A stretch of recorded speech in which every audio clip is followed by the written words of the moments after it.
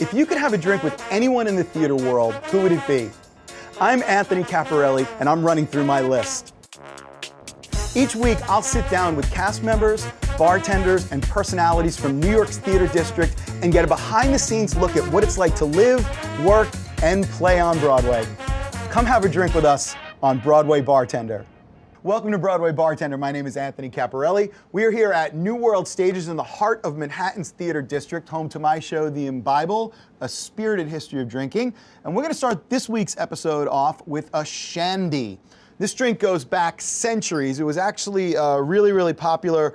Believe it or not, it's what they served to children, pregnant women, people who were doing a lot of labor, that kind of stuff, didn't want to get really drunk. They would take beer and then they would dilute it with something non-alcoholic. So we're going to do a modern version of the shandy. We're going to use ginger ale, and I want about 4 parts beer to 1 part of the ginger ale. I don't want it to be too sweet. And because the ginger ale is sweet, I'm going to use an IPA, an India Pale Ale, and that's going to provide some nice bitter balance from the hops. IPAs are very highly hopped beers. They have a lot of bitterness to them, and it works really well with the ginger ale, and it pretty much creates a cocktail in a glass. And for those of you who are fans of cocktails, you may know that a cocktail has to be sweetened, and the sweetness has to be balanced with either bitter or sour. That's what differentiates a cocktail from just a regular mixed drink. So this is pretty much kind of like a beer cocktail with these 2 ingredients, the sugar and the hops. And the reason that I chose this drink is our guest this week, Preston Boyd from Sunset Boulevard, from what I understand, is a fan of craft beer, yes? I sure am, and I generally don't dilute my beer, but I'm excited to try this. Okay, so first of all, welcome to Broadway Bartender. Thank you so much. Thank you for coming.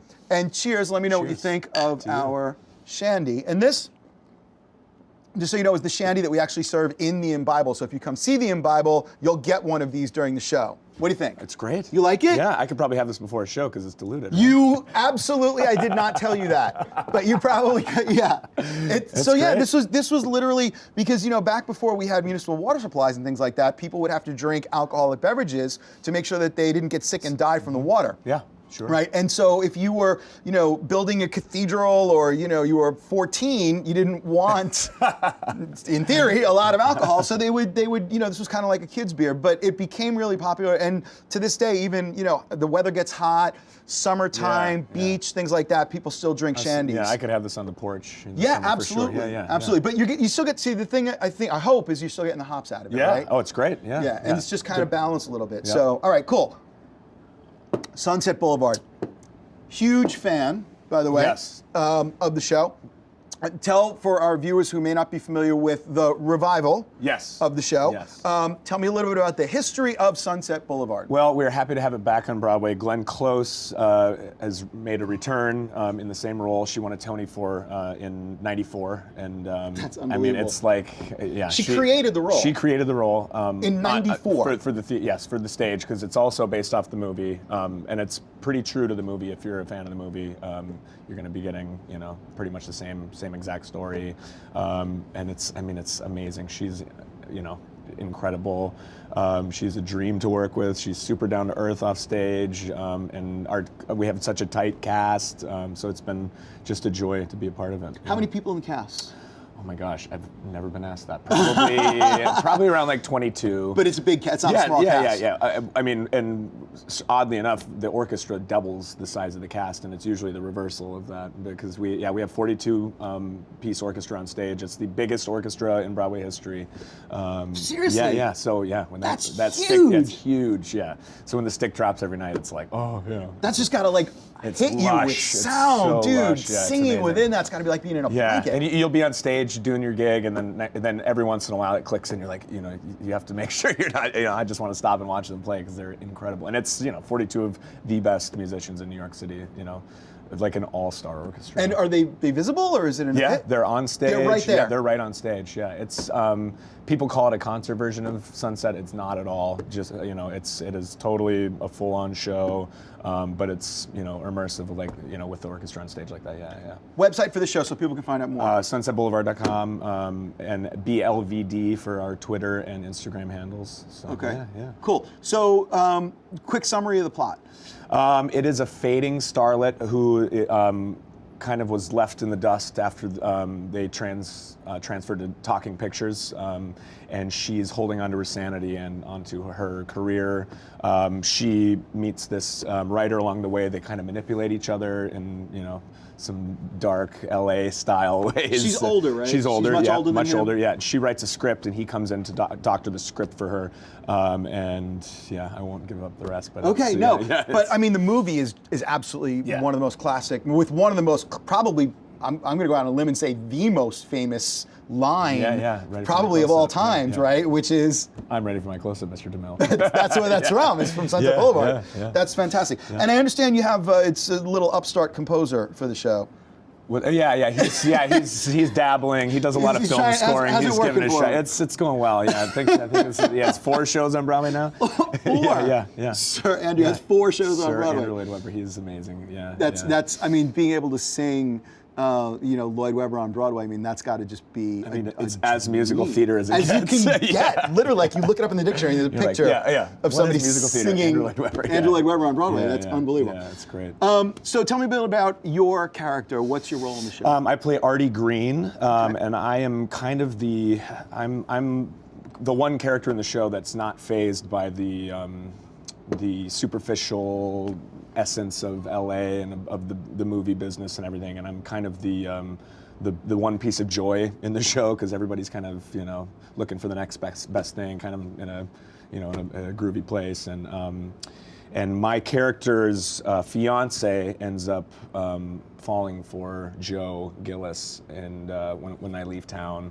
So poor Artie, he gets left in the dust. Screwed. I get screwed. Yeah. The whole story is really about people using each other. Yeah. The hell out of other people, right? Yeah. I mean, it's one of the things I love about the title too. I mean, the whole idea of like the boulevard that ends in the sunset and like just all things go to darkness and her career and just it's unbelievable. Yeah. Does that impact you? I mean, being in a show with that sort of overtone night after night after night. I mean, you don't seem like a very it doesn't make me want to move. Guy. No, I don't feel like moving to LA after doing the show. That's for sure. I'm happy in New York, and luckily there's more things shooting in New York too, so you don't have to be in LA. But LA's great, but. That's an interesting thought. But you're able to. It doesn't affect your. I mean, it's an uplifting show. The music is phenomenal. Yeah. I mean, and this cast is so great. Everybody, we're all so excited to get to work, and we're doing 7 shows a week. It's kind of a dream situation. It's great. Yeah. Wow. And so now, how long has the show been running? We first preview was February 2nd, and we had a very short. What's the word I'm looking for? Preview. Right. It was a week. We opened February 9th. Okay. I think there were, we just were, rushing to get it in, and Paul Blake and Michael Bosner, our producers, they saw it in London and talked to the guys here, and they're like, all right, let's do it. We got to do it quick, and we did it. Put up a show like that in like 3-4 weeks. I'm guessing partly because it was a revival. It's a lot of the hard work. Not the hard work, obviously, but like you weren't like changing the script or anything like that. Right. No. Yeah. There was no changes to be made really. Right. Just a couple additions that are really great for the show. People have to come see it to see the little add-ins and Mike and Andrew has done some amazing new orchestrations, and it's really great. So even if you've seen the original, worth coming to see this. It sounds absolutely. Like for the orchestra, like that's gotta be a spectacle. No, we've spoken to a lot of people who have come and who had seen the original, and they're like, it's got such a great new energy, and the set is not, they won best set in '94, and this is a completely opposite set. It's just a lot of bare bones, staircases, backlot kind of looking things, and it really kind of highlights the show and the music and the performers. So wow. Yeah. Now you mentioned previews for folks who come to New York a couple times a year to see Broadway. This is an interesting concept that we have in the Broadway world, and shows will open. Yeah. Well, I mean, they're not open, but they'll start performances, sure, charge you full price for tickets. Yes, they will. And not be open yet. Yes, they will. Explain that. What's that like actually being part of that process? I mean, tell someone. Let's see. I did Big Fish on Broadway. Oh, did you? Yeah. And we did that was the first time I'd done an out of town. And you're with a new piece, even if it's based off of something you're trying to shoe in new songs and new scenes to help help the plot, help character development and everything. And you can see a show in previews here in New York and come back a week later and there'll be 3 new songs in the show. So people can see a show and then 6 months later it's a completely different show. So tourists, if they come and see a preview, they can come back and see a different show. And it'll be different. And it'll be the same show. Right. I did that with Spider-Man. Yeah. Completely. Yes, you did. Completely different shows. Yeah. But so it's really like a for-profit workshop period almost. Sort of, yeah. That's a good way to put it. Okay, but a week is but a week is short, so that's great. Yeah. And then technically you're not supposed to review a show until actually opening date, right? That's sort of like and then the show is frozen. And that's it. That's it. Once it's open, no changes. That's the show. The director generally leaves the building and then passes the show on to the company. So. How long was the preview run for Big Fish? Oh gosh, it would have been probably 5 weeks. Oh, so significantly longer. Yeah. And there were significant changes made during that time. Yeah, absolutely. Yeah. And, Bolts Over Broadway, another one. Lots of changes we made there.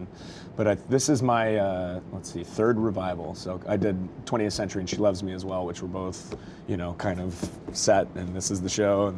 But it's still fun to create something new on something old. Yeah. Warren Carlyle is, I think, a master at doing that. So it's great. Yeah. So tell me about what it is like going into revival, because again, I'm guessing you're trying to bring something new, but what has come before was obviously tremendously successful. Oh yeah. So how do you figure out whether change is going to be, if you change something that's perfect, it's not perfect anymore, right? I know. So how do you make those decisions creatively? Oh man, I don't know. I mean, it's kind of a double-edged sword because to create something new is great. Were you encouraged to do that? Were you encouraged to bring your own? Oh sure, yeah, sort of... yeah, absolutely. I mean, specifically with Artie, I think Lonnie cast me because I am like Artie, but I'm Preston, but we share the same qualities, and right. I'm sure I've done it different than the other Arties before. I've never seen this show before, so other than the movie, so. I felt like I was able to kind of, make it my own and really bring a lot of myself to the role. Yeah. Well, congratulations, man. I mean, amazing career. I mean, yeah. you've been working steadily in great gigs. Yeah. Tell me about, I want to know a little bit of how that happens. How do you give, how does that happen? Tell me your backstory. What's going on? Well, let's see. I grew up in Minnesota. I quit playing hockey to go to theater school. Did you really? Yeah, Seriously, you were a hockey player? I was a hockey player. Grew up in Minnesota. It was, comes with the territory. Go I don't know Spuds. that I've ever met a former hockey player who's now There's a few. I'm sure there we is. found each other. Really? Yeah. You got like a little Facebook group? Yeah. Hockey players turned actors. Yeah. .com. No. Hockey hands. Yeah. Hockey hands. That's awesome. Okay, so tell me what was how does that journey happen? My parents were super supportive, and I ended up going to school in Cincinnati. Got my degree, moved here. Where'd you go to school? Cincinnati Conservatory of Music, CCM. Great school. Great school. Our producer of Broadway Bartender has gone to that school as well. Well, there we go. Yeah, We're in good company. Lots of really good school. Yeah, good school. So you've been working pretty steadily since you graduated? Yeah, yep. Showcased out here, got my agents, BRS Gauge, and they've been great for me. I've been booking, which is great. Always looking for new things to do too, concerts, workshops, readings, which I have a hard time saying no to things, which is also good at the end of the day once you've done it. So, I just try to create as many opportunities as I can, meet people, do this kind of thing. Did you do musical theater in high school? I did, yeah. You did? Yeah. While you were playing hockey? Yeah, and that's junior year. I was sat down by my drama teacher, and she's like, "You're driving me crazy. You gotta take one or leave one." So why? Just time conflicts, or she was afraid you were gonna smash the moneymaker? I remember freshman year, we had a huge hockey tournament across the street from the theater at our high school, and I was in Godspell at the time, and I could not get my makeup off my face, and I had to run across the street and play a game after a dress rehearsal. You gotta be kidding. No. So you actually played a hockey game with Godspell makeup on. Yep. Running into the corners, going after the puck, That's my favorite show of all time, by the way. It's great. Yeah, it's a great awesome. show. Yeah. Okay, so craft beer. We started this whole thing off with craft beer. Tell me about beer. What fact. Yes. I brought a little with me. This is Trillium Double Dry Hop Scaled. It's a new IPA from them. It's out of Boston. It's very classic East Coast style, which I guess is a new style of beer. Super juicy, tropical, crack it open if you like, yeah. I would like. Do you mind? No. That would be awesome. I don't think I'd put any ginger ale in this one, though. No. All right. So I'm going to All right. share this out Perfect. between the two of us. Look at that. Wow, that's beautiful. That Look is. at that. Yeah. Look at the color on that. Unfiltered. Yeah. Cheers. Cheers. Thank you To- so much. to us. No one brings me presents. That's awesome, man. Oh man, that is beautiful. Fruity. Yeah, fruity. Yeah, Yeah. but nicely balanced. Really, Yep, really bitter good. starts and then goes away right away. Yeah. So how did you get into the craft beer thing, man? You're like a Renaissance man. Oh gosh, Hockey, it's- craft I beer, have too many music interests. theater. Yeah, yeah. I don't know. I think I probably just had a really good beer one time and then wanted more like it. You know, I feel like that's, you know, you want more of what you like. So I've been.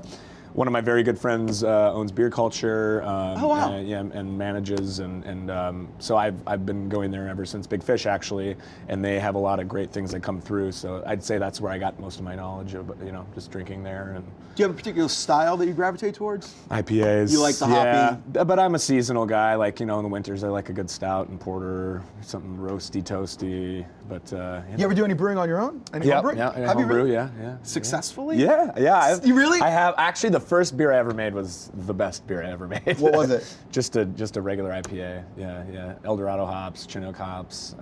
So much fun Light homebrewing, malt, isn't so it? fun, so fun. So I yeah. always tell people, if you want to just try something really cool in the beverage alcohol world, brew your own beer. It's really easy to actually create beer. It's really hard to create beer that tastes good. Yes, or that's carbonated, or Or that's, that, right, yeah, exactly. yeah. That other people would Yeah. say, yes, you have created beer. Yes. That's awesome. Like- And the secret is The secret is to making good beer is sanitation, right? Yeah, I mean, and you got to well, be just water, like, yeah. and good water. Good Good water. water is really very true. important, yeah. All right, cool.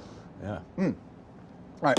So, as is tradition here at Broadway Bartender, I have created a drink in honor of Sunset Boulevard, Thank you. and I would love Thank you for for doing you that. to. I'd love to show you how to make it and have Yeah. you make it for me. Would that work for you? I'm making you a drink. You make me a drink. Okay. It's crazy. I'm used Cats to just sleeping going. with dogs. So. Right. Is that good? Yeah, that's great. All right. So I call this the. There's a. All right. So you familiar with a Negroni? Yeah. Which is, do you know the ingredients in a Negroni? I don't don't put know you on the all spot. of them. All right. So it's sweet vermouth, Campari, and gin. Okay. Now, if you take the gin out and substitute whiskey, it's called a Boulevardier. Yes. Sunset Boulevardier. Do you like that or what, dude? That's really good. That's All really right, so that's what I'm going to have you make me. Okay. All right, so why don't you I'm swing coming around around. behind here? good. Here I come. All right. All right, so you're going to start with this mixing tin. I want you to fill it up You're about. leaving. Okay. Yeah, man, this is you're driving. Okay. What am I doing? About halfway with ice. There should be an ice Ice scoop down scoop. there. Fabulous. All right. Here Now, we go. This drink is really easy. The drink is equal parts. Oh, great. Of all. I know, man. I Hey, drink you're it easy. looking out for me. Yeah. So you're gonna pick up, and rather than just use whiskey, I'm actually gonna. I don't want it to be a regular Boulevardier. It's a Sunset Boulevardier. Boulevardier. So I picked a drink that was really popular during that period of time, which is Drambuie. Okay. All right. So are you familiar with Drambuie? I am. Yeah, it's like Okay. a Scotch liqueur. It's Scotch, Yeah, exactly. yeah. Dude, yes, it's a Scotch liqueur. Nobody knows that. That's exactly what it is. So that's what we're using. And in addition to being the Scotch, checking the Scotch box, it adds some sweetness and also some spice. And it was a classic drink during that period of time. Okay. All right. So you should have a bottle of Drambuie right down there. I want you to, have you bartended before? No. Okay, great. All I want you to do is pour it. I want you to count to 4. And if you see, here's where the Spot liquid's it. going to come out. Yep. Yeah, and I want you to try and get that stream just straight down, so it's coming Straight out. down. Yeah, and count to 4 while you're doing it. 1, 2, 3, 4. You seriously have never done this before? Never. That was perfect. Do the same thing with the other 2 bottles. So you're going to have a bottle of Campari. Yeah, you want to do it at the same time? Yep. Yeah, you do. I'm going. Yeah. And this will just come out. Well, so Those look turn one that crazy. way. Yeah, they'll just Okay, come ready? out. Yeah. Ready? Now you 4? want to wait, but you want to look really cool? Yeah. All right, so Should I want I, you to throw them and No, I said cool. Okay. I want you to hold them up by the top here. Just actually grab it a little. So take this finger and wrap it around right there. Yeah. And Oh. that's the deal. Ready? Yeah, right in. Count to 4. 1, 2, 3, 4. All right, fabulous. Oh, I made a mess. That's okay, dude. If you're not spilling, you're not bartending. I tell it to people all the time. That's like my mantra. Okay, so you can just wipe your hands because Thank you, yeah. normally when you see bartenders drop things, it's because they're not keeping things clean. Gotcha. Right. So always take time. All right, Always you're gonna take take that mixing glass, Yep. put it right on top of there. Yeah, just pull it over to one side a little bit so that it locks. You'll give it a little twist. Yeah, I don't want you to just shake it up. Boom. Yeah. 20, right? You like 20? 20's good. Dude, you're sandbagging me. I make drinks for myself at home. Obviously. I bartend for myself. All right, very cool. All right, so when you're done, go ahead and fill these glasses. No, what we want to do is we want to use. We need a thing. Yeah. So first, fill these with fresh ice. Okay. Because we never want to serve the ice that we use to chill the drink. Got it. That's called burned ice, and it's melted, and it's just not fun. Got it. So all the way up to top, beautiful. Great. And you now take this glass off. Okay. And we're going to use that strainer. Got it. Right on top. Good. And just strain it right in, man. Beautiful. You Looks like like that? a sunset. I know. I think these things through. And that is I can't wait to come see your show. Dude, anytime. I'm coming. Imbible.nyc. Check it out. All right. And this is our Sunset Boulevardier. And let me know what you think about that. It's to us. Cheers. And to Sunset Boulevard. Oh, That's nice, right? I could get into that. I thought you'd like that because the Campari's got the same bitter that the IPA kind of brings to it. And so I was hoping this was going that's to work great. with your palate a little bit. Awesome. And it's 9 in the morning. And it's not. Dude, thank you Cheers. so much Thank for you. coming. Thanks for having me. You said the website of the show? SunsetBoulevard.com. Easy to Sunset remember? Boulevard the musical. Sunset Boulevard the musical? Google search Sunset Boulevard. Pretty much it's going to come up, It'll right? come up. Yeah. Awesome. Tell Yes. Ms. Close that the Imbible says hello. I will. Thank you so much, folks. Thanks for tuning in to Broadway Bartender. Check us out on the web, BroadwayBartender.com. We'll have the recipes, links to Sunset Boulevard. Drink well, drink responsibly. Yes. I really like that. Good? Everyone happy? Good. Cool. Dude, nicely done, my friend. Thank you. Awesome. When did I stop? 17. All right, who wants to try the double hops? Well, I like it until he said he quit playing hockey. So hockey player, musical theater, bartender. Oh, God, who have a great resume.